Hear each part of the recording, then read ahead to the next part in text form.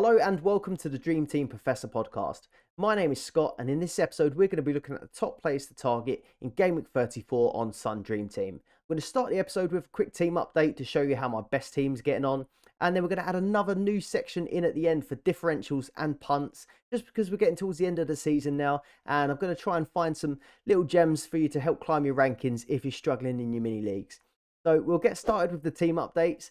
So I got 45 points for the game week this week. David De Gea got me 0. Akanji got me 0. Trent's been doing really well. Trent Alexander-Arnold got me 8 points. And another blank for John Stones. So the City defence have been a little bit frustrating of late. Bruno Fernandes got me 0 against West Ham. Kevin De Bruyne had a really good week. So he had a double game week against Leeds and Madrid and came away with 11 points. Mahrez, he got me 7. He got 2 assists.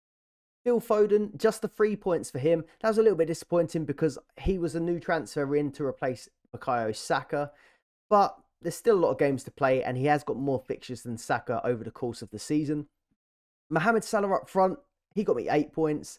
Harry Kane got me 8. And then a rare blank for Haaland in a double game week. So all round, not a terrible week. I did climb rank, so I went from 435th up to 385th now, and I've still got 4 transfers remaining in this team, and I think I'm pretty well set up for the rest of this month. Got a lot of City, got a few Man United. The only players that play free fixtures in this team is Trent and Salah for Liverpool and Kane for Tottenham, but they are all performing pretty well, so I'm not in any rush to take them out. Like I said, one of the moves I did was Saka out for Foden, and there wasn't much gain there. Both got 3 points. I do think Foden will probably outscore Saka from now to the end of the season. I had planned to eventually take Mohamed Salah or Harry Kane out for Marcus Rashford because he has a double game week next week. But the news come out today that Rashford has picked up an injury and is a big doubt for the weekend. I'm not quite sure how long this is going to be for, but it didn't sound good. So at the moment, I'm pretty set on keeping with Salah, Kane and Haaland, and we're going to have to wait for a bit more news on Marcus Rashford. In my second best team, I've got 38 points for the game week. I've got Ederson in goal, who blanked, Akanji again, who blanked. I had Diaz, Ake and Stones also, so Diaz got me 3, Ake got me 3 and Stones blanked.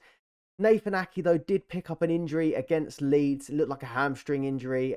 He only had just come back from injury as well, so he's likely going to have to be a transfer out. In midfield, I've got De Bruyne with 11, Mahrez with 7 and Grealish with 3. Mohamed Salah up front with 8, Alvarez up front with 3 and Haaland with no points. The transfers, I've made 2 transfers already in this team. I took Harry Kane out for Alvarez just to make it a little bit different to the other team, and also because Alvarez has more fixtures. And then I did bring in Riyad Mahrez in place of Bruno Fernandes. Obviously, Mahrez and Alvarez got a combined 10 points. Bruno got none and Kane got 8. So I ended up about 2 points better off, not really much in it. But Alvarez and Mahrez, I think, probably have a higher points potential over the course of the month. So I'm not too displeased with how this team's done. But with Ake being injured, probably going to have to be another transfer I use for this team. And the things I'm looking at for this one, because I have got the full Man City block, even though they aren't doing very well at the minute, I could either take Ake out for Kyle Walker and do a straight swap and keep my City block. Or the other option I'm looking at is maybe taking Ake out for Phil Foden. And that would give me a midfield of Foden, Mahrez, Grealish and De Bruyne, which is all of City's big hitters in midfield. And I'm just looking at that one and I think that's probably got a higher points potential than if I just swapped Ake for Walker. Especially as City are struggling for clean sheets at the minute. So that's where I'm at this team. I'm probably going to make that one transfer this weekend once I see the lineups. I think with that move, it just looks a lot more likely that City are going to score a ton of goals than they are keep a clean sheet at the moment. Let me know in the comments below how you got on this game week, how your rank's doing at the minute, and if you're on course for any mini league prizes this season. Moving on to the fixtures, and we do this every episode, so we have the fixtures on ffstuff.co.uk. You can have a look at how many fixtures each team has left to play in a certain period of time, and this is the May fixtures. And so Manchester City, they have 6 fixtures. They have the most fixtures out of any team, so they've got 6 fixtures nailed on, and then they have the potential for a 7th, which is the Champions League final if they get there. West Ham are down for 4 fixtures, but they could potentially reach the Europa League conference final to make it 5.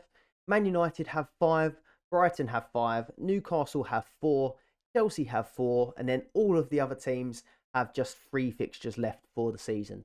So what we're going to do is you can tick all the boxes on this FFSTUFF website and just narrow it down to the teams that you're most interested in.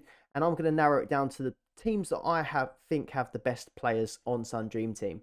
So I'm going to narrow that down to Manchester City, Liverpool, Man United, Spurs, Arsenal, West Ham, Brighton and Newcastle. I'm going to go through these teams and show you the best players to target and any key talking points from them really. Right, so kicking things off with Manchester City then. So they face Everton away this weekend. Then they face Real Madrid at home in that second leg. It was obviously 1-1 in the first leg.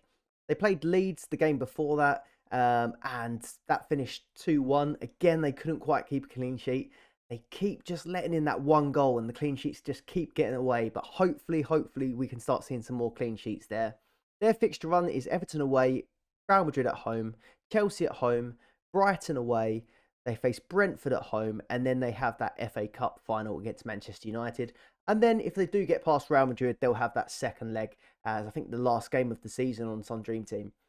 So we're going to start off by talking about Gundogan. So he had a really good game week. He started both of the games, scored 2 goals, and then missed a penalty in that Leeds game. So could have had a hat-trick. A little bit annoying that Haaland gave up the ball to Gundogan.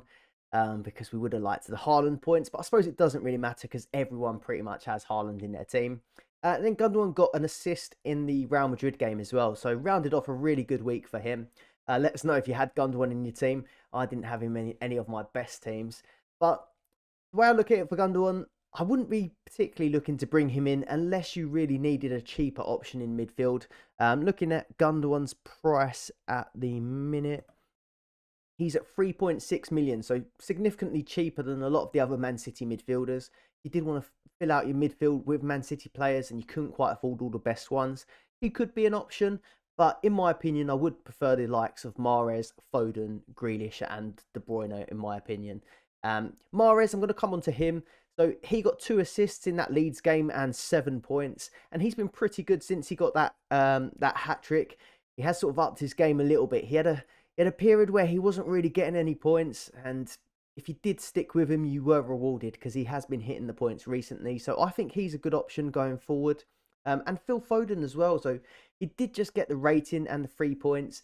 He would have actually got an assist as well in that Leeds game if Gundogan had put the penalty away. So that was a little bit frustrating as well. But I do think all of these City midfielders are good options at the moment. And with Mahrez and Foden, they didn't get the Real Madrid game. The Real Madrid lineup you can see on the screen here actually, but they went with Grealish and Bernardo Silva, which I think they'll probably do something similar again with Foden and Mahrez getting the quote easier game. So against Everton, we'll see Foden and Mahrez, which could have good points potential.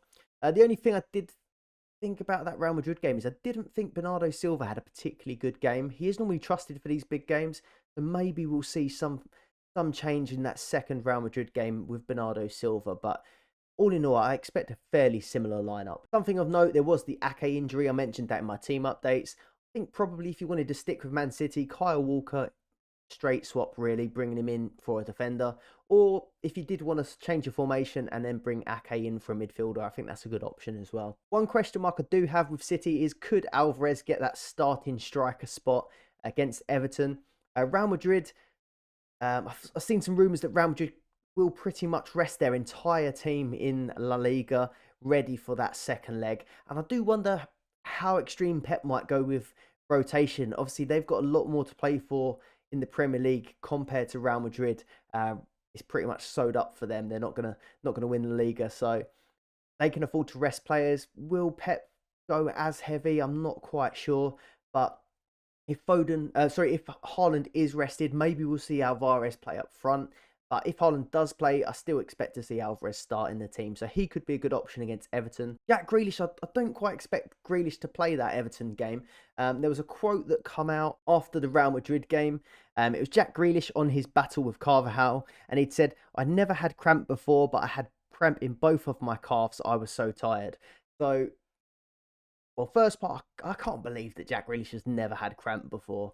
That seems unreal, to be fair. So I'm calling bullshit on that one.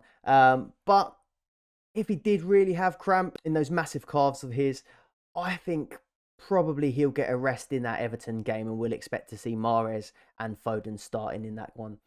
Kevin De Bruyne, I think he's a really, really good option, and I think he'll probably start both of them. So he scored his 10th goal against Real Madrid, and he's got 26 assists for the season. So he's just having an unreal season.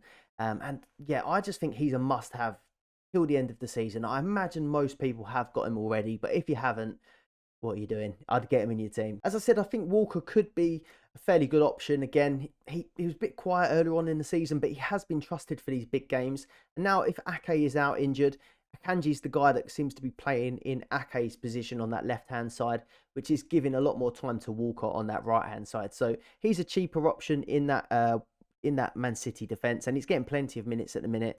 Walker, he's just at 4 million at the minute, so a little bit cheaper than a lot of the others.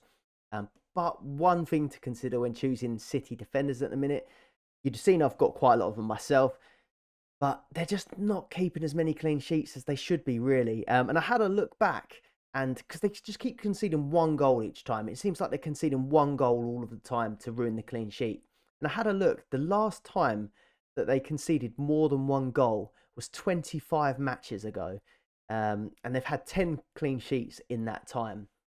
So yeah, it just seems like they're not really giving up many chances, but when they do, they just always seem to concede that one goal, that one irritating goal that wipes your clean sheet. So very, very annoying. They have got 3 clean sheets in their last 10. But in comparison, I was having a look, and Man United have got 5 clean sheets in their last 10. So by no means have Man City been the best in terms of clean sheets. They're up there on all the stats for chances conceding. They're not conceding very many chances, but they keep letting them in. So big disappointment. I'm probably going to stick with them myself in defence, but it is one thing to be aware of. They just can't seem to keep clean sheets. Right, on to Manchester United then. So yes, it's not looking good for them at the minute. Back-to-back losses, 1-0 loss against Brighton, 1-0 loss against Everton. And to make matters worse, I'd made these notes or made these slides a little bit earlier on yesterday. But now I'd had Rashford as my player to target. He had a double game week coming up. He's got Wolves at home in this game, which looked good. And then next week he has a double against Bournemouth and Chelsea. But now we've got the news that Marcus Rashford has picked up an injury. And I bring it up on the screen here. So I think this was from the press conferences today. There are doubts, however, around the involvement of top scorer Marcus Rashford. And then the quote was, he has a problem, an injury on his leg, so he is a big question mark for tomorrow, said Ten Hag. But we are happy Rafa Varane is back. Rashford is doubtful, more than doubtful, so there's a big question mark. So really not looking good for Rashford and not looking good for Man United, to be honest with you. So I just hope that someone would have, but I just hope no one really went early and brought him in before the Friday deadline, because now you're going to have to use another transfer to take him out, it looks like. Best options for replacing him, probably Salah, probably Kane. They do just have the 3 fixtures. Or if you're looking to take advantage of fixtures, you have got Alvarez. And I quite like the look of both Isak and Wilson because they have a double game week this week. But they're moving on to more punty territory, more differential territory. So we will come on to that later in the episode. Next person I'm going to mention is Bruno Fernandes. So he got 6.9 rating against West Ham, which was really unlucky. But he's actually, I had a look and he's had 40 ratings out of 54 games. So I'm happy just to stick with Bruno for now. There's 2 ways of looking at it. With Rashford being out, maybe Bruno gets less chances of assists or less attacking threat, or he might just step up. If Rashford is out, he might start taking more shots, he might play more advanced. We're not sure what they might ask of him, but I think I'm going to stick with him for this Wolves home game, and then at least through that double game week of Bournemouth away and Chelsea at home, I think. Moving on to the Man United defence, like I said, they've got 5 clean sheets out of their last 10 games, and the fixtures do look pretty good on paper. Wolves at home, Bournemouth away, Chelsea at home, Fulham at home, and then, of course, they have that Man City game in the FA Cup final. So I don't think the fixtures look too bad. And Varane is coming back as well, so that will help the defence out a little bit. Just a tough decision who to go for. I think Luke Shaw is still the best option in defence. It's just whether or not Luke Shaw carries on playing at centre-back, maybe with Varane. Or does Varane come in with Lindelof and Shaw goes back to left-back? And if he does do that, I think I prefer him as an asset for assists. maybe even the odd goal. So I do think Shaw is probably the best option to target from the Man United defence. But if you have any of the Man United defenders at the minute, I wouldn't be in a rush to get them out. Fixtures are pretty good, and they're keeping just as many clean sheets, if not more, than Manchester City. In terms of punts from Man United, I don't think any of them were worth going for, to be honest with you, if you're chasing. I think there's much better picks out there. Martial has not really been up to it. Weghorst, not up to it. Sancho and Anthony, they might have the odd haul in there, in the bag, but they might have their odd haul in them, but they're just too inconsistent, Sancho and Anthony. So I don't think I'm convinced by any of these more punty picks from Man United. So for me, it's probably only Bruno at the minute, and any of the defenders are okay. Before we go on to West Ham, if you are enjoying the video so far, please do leave a like and subscribe to the channel to get kept up to date with all the latest Sun Dream Team content. So West Ham United, back-to-back wins now. So 1-0 win against Man United and a 2-1 win against AZ Alkmaar. Ben Rama has had a really, really good week. So he's got back-to-back Starman awards, 26 points and 2 goals. So a ridiculous week for him. 11 goals and 5 assists for the season. And actually, he's now overtaken Bowen on the overall points. He's 1 point behind Grealish, and he's only 3 points behind Matoma. So he's right up with some of these top performing midfielders on the game. They still have 4 games remaining, potentially 5. So he's a decent pick for the rest of the season, and he's on penalties. So yeah, it's looking pretty good for Benrahma as an option. I did like Bowen. I've been tipping Bowen this whole time, but he has been a little bit disappointing. So his last 5 averages, just 1 point. He was a bit better this game week, got 5 points. He got 1 assist. Didn't get a rating in that Europa League conference game, which always seems to get away from him. But other than that, for West Ham, I quite like Antonio as a pick, but that is in differential punty territory. I'm not going to be picking him myself. But if you are looking for a differential out there, he's doing pretty well. He's got 14 goals, 5 assists, and he's starting every game at the minute. He was not normally someone that I'd like on fantasy football, really, because it seemed like Antonio was always playing every other game, and I thought that was definitely going to be the case with Danny Ings coming in. But no, Antonio is starting every game, and he's doing pretty well at the minute. So yeah, a fully fit Antonio is rare, but it could be an okay punt. Those West Ham fixtures then for the rest of the season are Brentford away, AZ Alkmaar away, Leeds at home, and then Leicester away last game of the season. And of course, if they do get past AZ Alkmaar in that second leg, they will have a Europa League conference final. Then on to Liverpool then. So back-to-back clean sheets for Liverpool, which is a big surprise. Their defence has been struggling this season, but back-to-back clean sheets is really, really strong from them. Trent and Van Dijk are looking like pretty good options. It's 6 wins in a row as well for Liverpool, and they are really hunting down that Champions League place. Man United are having a little bit of a wobble, and Liverpool just look like they're going to win every game at the minute. So it's going to be interesting to see how that one goes. 8 matches unbeaten for Liverpool. And I'm going to start off with Salah as the best pick, the obvious pick. He scored 9 consecutive goals at Anfield, and I think that I've read that was a record. But there is just the one home game left, which is against Aston Villa. I had put down that it makes sense to swap from Salah to Rashford for Rashford's double, but that double doesn't look like it's ever going to arrive now for Marcus Rashford potentially. So I wouldn't be against staying with Salah. I'm probably going to stick with Salah. Just he's on such good form, and he doesn't seem to stop scoring at the minute. So I think Salah's a good pick. If it was a choice between Kane and Salah, they are both playing really well, but I just think that Liverpool look like scoring more goals and are in better form than Spurs. So I probably would choose Salah over Kane at this period. Then I mentioned him briefly, Virgil van Dijk. He wouldn't be my first Liverpool defender to choose. I would choose Trent. He's been in great form. He's getting a lot of attacking returns. Got another 8 points this game week. So I'm probably going to hold Trent, I think, until the end of the season, or at least until the cup final time where the FA Cup finals come in, potentially European finals will come in. I think I'll keep with Trent then, and if I've got transfers left, maybe I'll take him out for like a City defender, for example. But as a second option, you could go a bit more differential at this point and go for double Liverpool defence. It's a big risk. Again, I don't think I'll be doing it just in the positions that I'm in.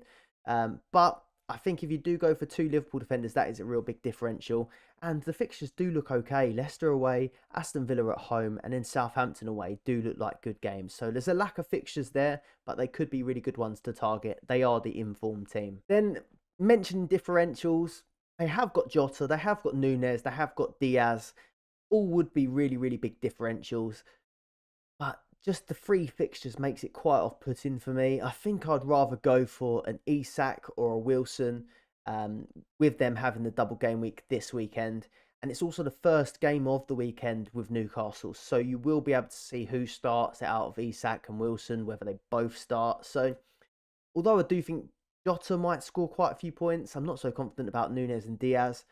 But it's rotation there, and there is only 3 games, so I think that puts you at a big disadvantage. So, not for me.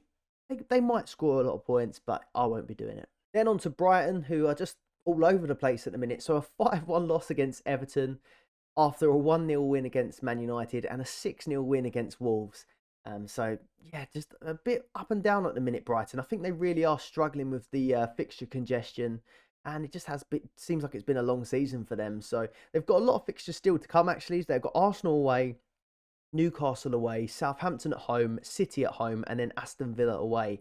Some really tough fixtures in there. Arsenal, Newcastle, City, and even Villa on the last game of the season is not going to be easy. So, yeah, I wouldn't be going near their defence. I had a look at their defensive stats, and they actually have kept 3 clean sheets out of their last 5, which is pretty impressive. But I just can't see that carrying on with Arsenal, Newcastle and City still to play. Injuries, Solly March has just picked up an injury, hamstring injury, and it looks like he's probably going to be done for the season. So that sort of narrows it down to really, in my opinion, Matoma and McAllister. One's in form and one's not so much. So McAllister's in really good form. He's got back-to-back goals. He's got 12 goals for the season. He's on penalties as well, and that's coming to be quite a helpful addition for his points. Then Matoma on the other hand. So I still think Matoma is a really good pick, but he has been out of form. So he's got 7 games without an official attacking return, goal or assist. The reason I say official is because I think he did get given one maybe on FPL, but I had a look on Dream Team and no goals or assists in 7 games. I think he still can deliver in this run though. So Arsenal, Newcastle, Southampton, Man City and Aston Villa. And specifically maybe the Arsenal and City games, to be honest with you. I think that in a game where teams do go at Brighton, I think there's good chances for him to get in behind and have good chances. So I still think having, 5 fixtures left to play, I still think Matoma is a really, really good pick in my opinion. I'd put him above McAllister, but again, McAllister is a really good option to have as well. Then on to my team, Arsenal, and things are looking a little bit more positive now after a 3-1 win against Chelsea and a 2-0 win against Newcastle. That Newcastle result looked like it could have gone either way, to be honest with you, but I was pretty impressed with the performance, to be fair. Really, really good result, and yeah, just a professional performance. I really was expecting us to drop points in that one, so yeah, buzzing with the 2-0 win. Just 3 games remaining though for Arsenal, so Brighton at home, Forest away and Wolves at home. And that Brighton game, I was quite worried about that going into this run of games. But Brighton are a bit up and down at the minute. They've got March missing. Just seem to be struggling a little bit. So I'm quite liking the look of that fixture, especially for goals. I still think there's every chance we could concede. Our defence is a bit... Well, we kept a clean sheet in the last game, but our defence hasn't been great recently. And then Forest away, Wolves at home look like 2 really good fixtures to end on. So attacking-wise... Although there's a lack of fixtures, I think these could be 3 really good fixtures if you are trying to play catch up with some points. A little bit of news that's come out is that, well, this is from David Ornstein. So David Ornstein said that Zinchenko had been ruled out for the season and Saliba won't be playing again this season. But Arteta today did come out and say, nope, that wasn't true about Zinchenko. But he didn't really add anything else to the story. So I do think that probably is true, that we won't see Zinchenko again. And I think that's probably Arteta just not wanting to put it out there, not wanting to give the advantage to Brighton, to know that they might be playing against Tierney, for example. So it's probably out the bag now, but I think Zinchenko probably is going to be out for the rest of the season, and we'll probably be playing with Ben White, Kivior, Gabriel and Tierney as our back line for the rest of the season. If you did have Zinchenko and you were looking to move him out, I would probably point you towards Man City defence Manchester United defence. But if you did really want to stick with the Arsenal defence, Kivior's not in not in the game. Gabriel, he is 3.5 million. Ben White is 4.4. So I think the best bet could be just to go with Tierney at 3.1 million to replace Zinchenko. Does play slightly different, but Tierney does have his own attacking threat. Overlaps a bit more than Zinchenko would. Zinchenko joins the middle. I did see when we played Tierney earlier in the season that Arteta did try and get him to join the middle and do the Zinchenko role. It didn't really suit him, so I think we might see Tierney go back to his overlapping role, which could mean he gets a few more assists. I'm going to move on to midfielders and attackers because I think they're a lot more appealing than defence of Arsenal. So Ødegaard is in ridiculous form. His last 5 games, he's got 3 Star Man awards and 5 goals, which is crazy, really. And he's on 15 goals and 7 assists for the season. So he's having a really great time. A really good finish against Newcastle, and then 2 goals against Chelsea that were basically identical. So yeah, Ødegaard's in really, really good form and probably nailed on to start all 3 of these games. So I think he's a really good pick. Ideally, I would have said go to Man City midfielders because they have more fixtures. Arsenal just have the 3 games. But if you're chasing in your mini leagues or your rival has the full City midfield, maybe just going for Ødegaard instead could be a differential that maybe helps you catch up. He's 10% owned in the top 1k as well, so it is a bit of a differential there with Ødegaard. If you're playing safe, if you're me, I think I probably would stick with Man City midfielders, but yeah, if you're trying to do something a little bit different, maybe Ødegaard is the way to go. And the same with strikers, really. So again, if you're chasing someone in your mini leagues and they've got the template front 3 of Haaland, Salah, Kane, and you want to do something a bit different because you're not going to catch them by doing the same thing, Gabriel Jesus up front, he's got 5 goals in his last 7 games since coming back. And Martinelli's got 2 goals and 4 assists in that same period of time as well. So Jesus and Martinelli, fairly good options. I still think that I would rather go for a Kane, Salah or a Haaland, and they're more likely going to score. But if you are taking a risk, they're fairly good options there. Or you obviously have got Isak and Wilson, who I keep mentioning as well. And speaking of Isak and Wilson, we'll go to Newcastle then, who have 4 games remaining. So 1 more than most of the teams. They have Leeds away, Brighton at home, Leicester at home, and Chelsea away. So not a bad run of fixtures, to be honest with you. And they are scoring a lot of goals. Obviously, they didn't score against Arsenal, but 3 against Southampton, 4 against Everton, 6 against Tottenham. So yeah, they are fairly good attacking wise, and it's gone full circle since the start of the season where they looked solid at the back, weren't scoring a ton of goals. Now they're putting a load of goals in. So I think Isak and Wilson are perfectly good picks for this double game week. Leeds away and Brighton at home. They've got that added bit of motivation that they'll be playing against Big Sam as well in that Leeds game. So hopefully they can put a few goals in there. Talking of Isak and Wilson, I'm not sure whether or not they will start together in that first game. They started together for the Arsenal game. It didn't really gel that well. Isak hit the post though in that game, so he was unlucky. But we can see the lineups for this Newcastle team as it is the first kickoff on Saturday. So have a look at the kickoff and then make your decision, or have a look at the lineup and then make your decision. In terms of clean sheets though, I think I would be staying away from Newcastle. Obviously Trippier has been really, really good to own this season. But he hasn't had a big return since game week 27 now, and they are struggling for clean sheets. So I wouldn't be looking to bring in any Newcastle defenders in my opinion. And then last, Spurs with their 3 games. They have Aston Villa away, Brentford at home and Leeds away. And where can I go but Harry Kane? 28 goals, 6 assists. And he's got 8 goals in his last 9 games. So he's still in ridiculous form. And I would have said the same thing. I would have been looking to maybe take Kane out for Rashford. But with Rashford being out injured, I'd just keep hold of Kane. If you've got Kane, keep hold of Kane. If you've got Salah, keep hold of Salah. Both of them are in really, really good form. And they're just 2 really, really great strikers. So Harry Kane, I would keep him in your team. And I wouldn't hesitate to take Rashford out if he's injured for Harry Kane. Someone a bit more out there is that Pedro Porro, the new signing, got an assist and 10 points in the last game. It was a rare clean sheet for Spurs. I wouldn't feel that comfortable about it, but the fixtures are okay for looking for something a little bit different. 1-0 win against Crystal Palace, but it's not for me personally. Right, then on to some differentials and punts. So Isak, I'm going to start with him at 4.3 million. 4 games remaining. He's got 10 goals, 2 assists. He's only 1.4% owned in the top 1k. Plays left wing or plays striker. I think he's a really, really good pick with this double game week coming up. And also Wilson as well. I think Isak's probably going to get more minutes than Wilson across from now to the end of the season. But Wilson, a bit more explosive, I think. So he had back-to-back 18 pointers only a couple of weeks ago. So he's a really good option as well. And I'm interested to know who the penalty taker will be with both of them on the pitch. I did see a video. It was the Antonio and Wilson podcast. I don't know what the podcast is called that them two do. But they were talking about Gundogan getting the penalty of Haaland, and Wilson was just saying, if that was me, I'm not giving him the ball. I don't care if someone's on a hat trick. I don't care who it is. I'm grabbing the ball and I'm taking the penalty. So if that's anything to go by, Wilson might be the penalty taker when both are on the pitch. And I think he's a good option as well. So 15 goals, 4 assists.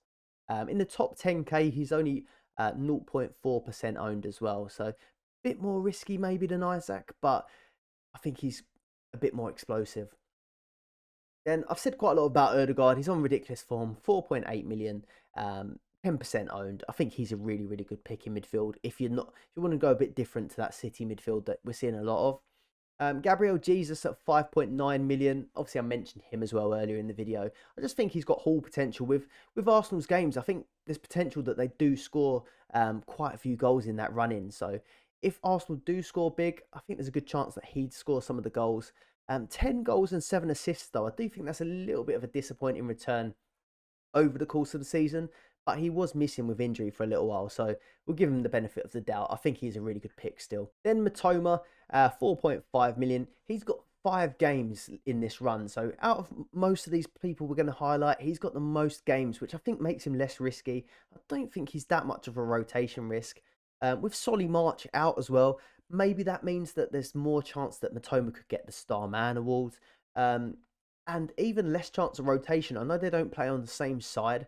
But if Solly March is out, that means one of the other guys does get more minutes on the other side. So I think Matoma is also a really good pick this month. Antonio, I mentioned him. 4 to 5 games, depending on West Ham, if they get through to the final. 13 goals and 5 assists. He's only 1.5% owned in the top 1k. So again, he could be a really good pick. And he's nailed as well. We thought it'd be a rotation risk really with Ings, but he just seems to be starting every single game. So Antonio's up there as a differential striker. Ben Rama, we've mentioned him as well. The same 4 to 5 games and potential for penalties as well. And he's a midfielder slot, which I think the striker spots are pretty they're dangerous. If you do take a punt on a striker, you could miss out on a Kane hat-trick, a Salah hat-trick, a Haaland hat-trick. So it's risky in terms of like opportunity cost. But if you go for a midfielder like a Ben Rama instead of a Grealish, for example, I don't think that's as risky. And it still could work out as quite a good differential. So Ben Rama at 3.8 million looks pretty good. McAllister, I'm going to mention him again. So obviously on penalties, and Brighton have 5 games. Now this one, I'm not sure about this one, to be fair. But hear me out. Madueke at Chelsea, only 2.2 million. Now, he's 0% owned, apparently. And they have 4 games left, so they have an extra game over some of the other teams. Obviously, Chelsea have been sketchy. They're not having a great time. They did win the last game. But I thought Madueke was really impressive in that Arsenal game, and he had another good game after that. 11 points from his last 2, and he's got 1 goal in his last 2 as well. So I know it's a bit of an out there one, but at only 2.2 million, I'm thinking as well, if you do have Rashford and you want to get to a Kane or a Salah and you don't have the budget, maybe you could just take a chance on him in your midfield, free up a bit of money, and then upgrade your Rashford to a Salah or Kane. I know it's an out there one. I know Chelsea have been pretty poor or very poor, but it could be an option. I'd be interested to know if anyone does actually do it. I'm not going to do it. Disclaimer again. I'm not going to go with many of these, potentially not any of these differentials or punts. It's if you're chasing in mini leagues, or if you really are looking to take a few risks and try and climb some places. That's what the differentials are for. So I won't be doing it, but it's caught my attention, that's all. Then on to someone a bit less risky, which is Son at 6.3 million. So he hasn't had the best of seasons. By his standards, it's been pretty poor, to be fair, but 14 goals and 4 assists. Now, although it hasn't really happened this season, we do know that Son is capable of scoring a ton of goals, getting a lot of assists, and he's explosive as well. So although he's out of form and it hasn't been a great season for him, we just know he's got previous potential for scoring big points. So I'm going to put Son up there anyway. He's 12% owned overall, but I think a lot of that will be dead teams. He's 0% owned in the top 1k. Then James Maddison and Harvey Barnes. I'm going to go down to Leicester. Now, although Leicester have been really poor as well, they're down there fighting and they are still scoring goals in these games. So I'm going to say Maddison and Barnes. Maddison's 5.8 million. He's got 3 games left. He's got 10 goals and 9 assists. But they are putting up a fight. I know the defence is really letting them down at the minute, but they are still scoring. Maddison, he's on pens and free kicks. 0.7% owned in the top 1k. So he is a big differential, and he's expensive as well. For a team that's right down there at the bottom, 5.8 million just seems ridiculous. Harvey Barnes is a bit cheaper at 4.5 million. 3 games left for the season, 12 goals, 3 assists. The only thing I would say about these guys is I had a look at their fixtures, Leicester, and it really isn't looking good. So their fixtures are Liverpool at home, Newcastle away, and then West Ham at home. So it isn't looking good. The only hope you might have at that West Ham game is if they do get to the final, maybe West Ham will rotate for that last one. But yeah, it really isn't looking good for Leicester. But maybe you could just milk their team for a few more points before they go down. Let us know if you like the look of any of these punts, if you'll be bringing any in. And if you think that I've missed any good differentials or punts, share the love with everyone, put them in the comments below, and hopefully they'll get you some points. That is everything for this episode, so thank you very much for watching, and apologies, this episode is going out a lot later than usual. I won't bore you to death with it, but I made some schoolboy errors, and my initial recording of this episode got deleted, so this is my second time through. So thank you very much for watching. I hope you've enjoyed it. If you have, please do leave a like and subscribe to the channel to get kept up to date with what's left of the Sun Dream Team season, and then a bit of bonus content as well.